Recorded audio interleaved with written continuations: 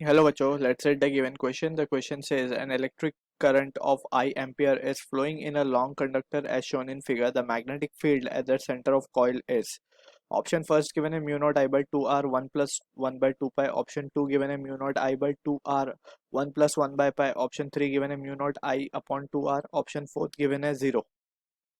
So in this question we need to understand two conditions. That is first we will write the condition as a key concept over here.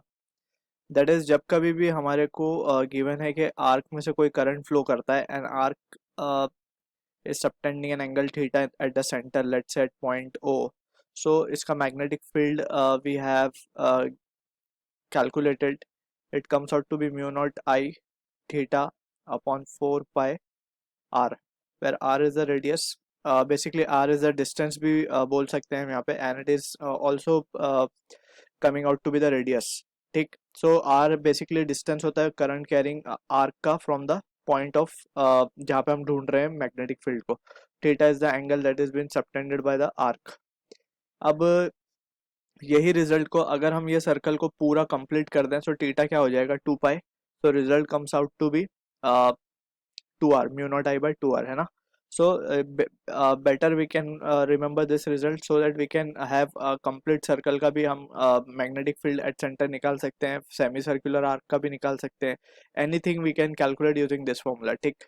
And secondly we can also calculate the direction of it. So direction के लिए हमें right hand thumb rule use करना है. So finger in the direction of current रखना है यहाँ पे, and thumb will give the direction of magnetic field, जो कि इस केस में इनवर्ड है. ठीक है ना. अगर हम फिंगर को कर्ल करेंगे राइट हैंड की in the direction of current, so thumb will give the direction of magnetic field that is inward. ये हो गई बात सर्कुलर सेक्शन की. Secondly we need to understand about the current carrying wire. ठीक है. सो अगर हम बात करें करंट कैरिंग वायर की, लॉन्ग कंडक्टर बेसिकली अगर हम बात कर रहे हैं इनफाइनाइट लेंथ के वायर की. ठीक है. So at a point P which is at a distance R from the current carrying wire I, इसका जो मैग्नेटिक फील्ड का वैल्यू दिया जाता है at point P it is given by mu naught I by 2 pi R. ठीक है. Where R is the distance of point P from the wire, and इसका direction भी राइट हैंड थंब रूल से दिया जाएगा. यहाँ पे just we need to understand thumb should point in the direction of current and curling finger rounded will give the direction of magnetic field. So point P पे अगर हम देखें तो फिंगर विल गो इनसाइड, सो यहाँ पे हम magnetic field inward होगी, और on the left side of the wire the magnetic field be outward. So in this case हमें point P पे चाहिए था, तो it will be inward in that direction. ठीक है.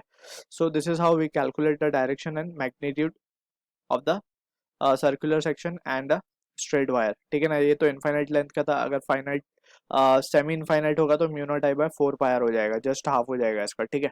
So using this result we will try to analyse the given situation. अब यहाँ पे हमें एक कॉइल गिवन है और दो वायर्स गिवन है, राइट. सो हम नेमिंग कर देते हैं हमें फिगर में क्या क्या गिवन है. First wire is this. अब ये एक सर्कुलर कॉइल में कन्वर्ट हो रहा है. So second is this, and third we have again a straight wire. अब यहाँ पे we need to first understand के magnetic field, net magnetic field जो आएगी वो किन किन मीन्स फिगर की वजह से आएगी, किस ज्योमेट्री की वजह से आएगी. सो वी कैन राइट इस पॉइंट को अगर हम O कह दें, so magnetic field at O will be equals to, इसका वेक्टर सम लेना होगा हमें. So we can write this value as to be it will be due to magnetic field due to 1. ठीक है. Plus magnetic field due to 2. Magnetic field due to 3 नहीं आएगी because ये zero हो जाएगी. क्यों? क्योंकि एज वी कैन सी जो थर्ड वायर है it is lying on the same point जहाँ पे हमें मैग्नेटिक फील्ड ढूंढना है.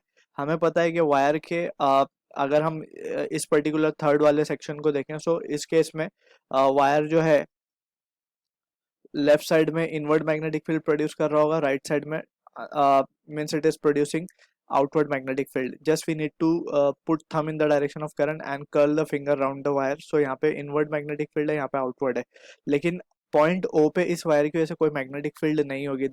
that's why we have put it as to be 0. अब जस्ट हमें B1 और B2 निकालना है so that we can have the final answer, right. अब B1 की अगर हम बात करें, so just we need to have the magnitude, लेकिन उसे वेक्टोरियली ऐड करना है हमें. सो हम B1 बार को क्या लिख सकते हैं? B1 we can see this wire, यहाँ पे जो फर्स्ट वायर है it is of semi infinite length, ठीक है ना? Infinite, it is not a long wire, so we will use the result of semi infinite wire because इसका एक end we are knowing, ठीक है? And from this we can say now B1 को हम लिख पाएंगे mu naught I upon 4 pi R as discussed. और इसका अगर हम मैग्नेटिक फील्ड का डायरेक्शन देखें so right hand thumb rule से इट विल बी आउटवर्ड, ठीक। सिमिलरली अब हम बात करते हैं B2 की, so it will be due to a coil that is circular coil पूरा, so we can say the result will be mu naught I by 2 R. Theta यहाँ पे जस्ट 2 पाई सब्सटीट्यूट कर देंगे, so result will be mu naught I by 2 R and R will be small over and again the direction will be outward, ठीक है ना? सो दोनों ही का direction outward है, so simply we can add it up.